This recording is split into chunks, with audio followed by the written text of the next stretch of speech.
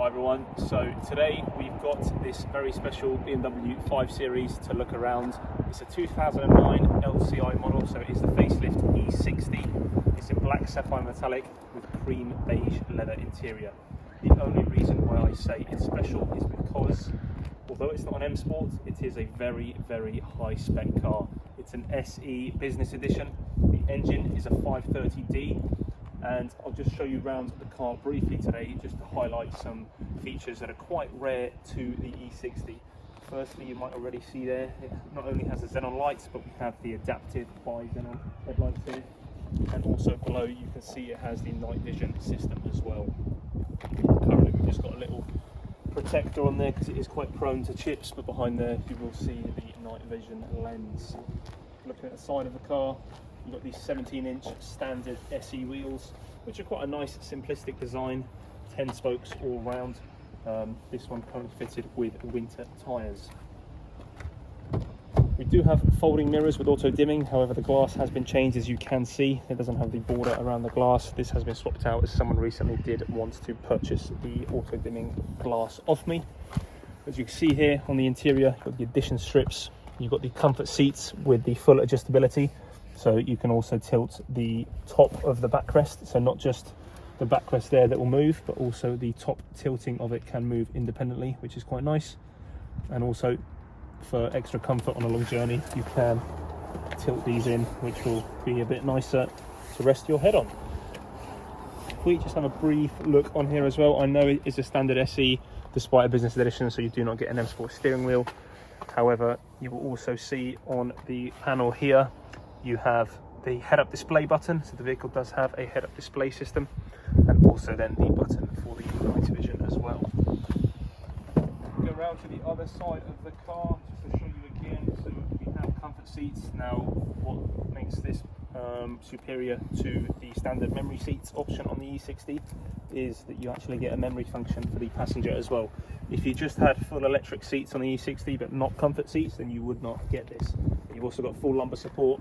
Pretty much every adjustment on the seat is electric, including the thigh support here. That does move out electronically as well. Also, you have having the cream beige interior. The lower half of the dashboard is painted in the cream beige as well. Unfortunately, no heated seats on this car. However, I believe the spec of it does make up for that. We have Pro Nav there as well, automatic gearbox, climate control. If you just stay there and I'll just go around. Also get with an E60 when you have comfort seats or the full electric memory seats is an adjustable steering column. So with this here you can tilt the steering wheel up and down, but also in and out as well, which is quite nice.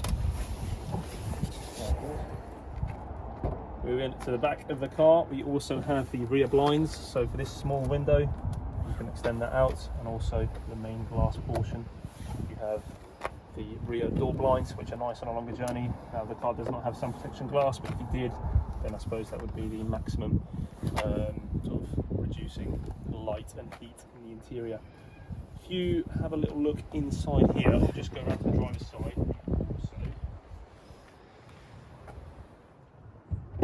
We also have the electric rear sun blind as well. So if I press this, if you turn around there, you will see the whole rear section. You can minimise the amount of light coming through, which will be especially nice on a longer journey. I'll just press that again, you'll see that. Go.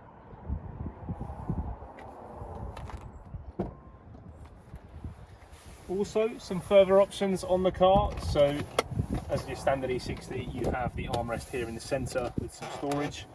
However, this car also has the through loading system as well. So we'll pull this down and you'll see there that you can get through to the boot, the ski hatch, which is quite nice. And also at the back here, this car does have three-way split folding seats as well. Quick telltale of that is this connector on the seatbelt, meaning that when you unclip that and put them down, the seatbelt will not be in the way. Another cool feature on this car, which is probably my favourite, this has fitted soft close doors. Now what do soft close doors do? So you'll see here when you latch the door, when you close a car door but you haven't quite closed it, it will latch on there but it hasn't fully shut. What you'll notice here is if I just put it on that latch, the door will itself fold in and this is all 4 doors when you have soft close doors equipped, which is quite nice. Also means you can close the door making minimal noise, which is just a bit more premium.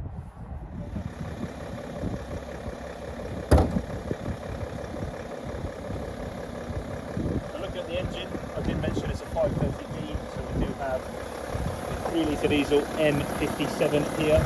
So 6-cylinder, 3-litre, 235 horsepower in the LCI form, aluminium block, updated design on the LCI, and also the gearbox is 6-speed gearbox. So 6-speed ZF. Unfortunately, not an 8-speed like in the M10, but still shifts fairly well. You come down here, you can notice it's going everywhere. This car has done. If you look around.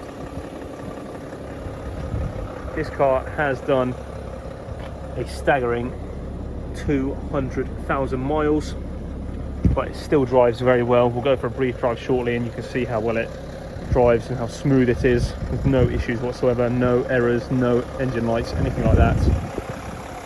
Hear that nicely ticking away there on idle. 2009 LCI E60 530D. So I'm sure some people might not have seen this before. It's quite difficult for any other passenger to view this, but that is your standard view of the head-up display there. So you have your indicated speed, also any navigation, any check control messages, and any driver assistance will show up on there as well, which is quite nice. And then, as mentioned, you do have the middle button here to deactivate that. So if I press that now, you'll see that will just simply turn off. Fantastic system that's still used and still quite a desirable option in new BMWs, but even back then on the E60, quite a special option. So one final option that I did forget to cover, this car also has high beam assistant. Now again, you might think that's just something on the new BMWs. Notice here on the rear view mirror where the rain sensor is, you also have the high beam assist sensor. So that there looks at the oncoming and preceding traffic, and then when you have the headlight switch in the auto mode as it is now, when it's dark enough to activate this, on the new BMWs there is a button here below the BC button to activate this. However, on the E60 what they've done is when you push the lever away to activate high beam, I'll do this once and you'll see what will happen is that on the display in front of you, you will get the logo there for high beam assist, and that is now active. And at night time it will of course put the high beams up, and then when it notices any cars at all, that camera there will then feed that back and it will drop it down in a matter of milliseconds. It is quite an impressive feature. Also, what this car has, which is I'm told very rare, because the ProNav head unit, which is called a CIC, which came out in sort of end of 2008, early 2009. Still a system used on the pre-LCI F10s, but on the last of the E60s it did come through. The DAB radio is actually integrated into the head unit. It's not a separate system. So to find an E60 with factory DAB, I am told, is quite rare. However, if we just have a look, see here on the left, it's already in the menu. However, you've got FM, AM, and of course DAB here, which is a rare E60 option, and you can see here that it is fully functioning. For copyright reasons, I won't play any audio, but that does work. And also building on that, this car also has fitted the TV system as well. So you've got CD, DVD, music collection, external devices, but also digital TV, which in 2009, when it selected, it was digital free view channels. It's not simply analog, it will do digital, so no additional coding or replacement of modules is required to get this fully working in 2023. Hope that was useful. Just looking around our 530D here, this is staying on the fleet for a little while, but we've got some interesting things to install soon with this car. But otherwise, I just thought I'd show you around and do a brief walkthrough. But I think that pretty much concludes that. So what I'm going to do, I'm getting these fantastic comfort seats, get the seatbelt in, and we will catch you on the next one.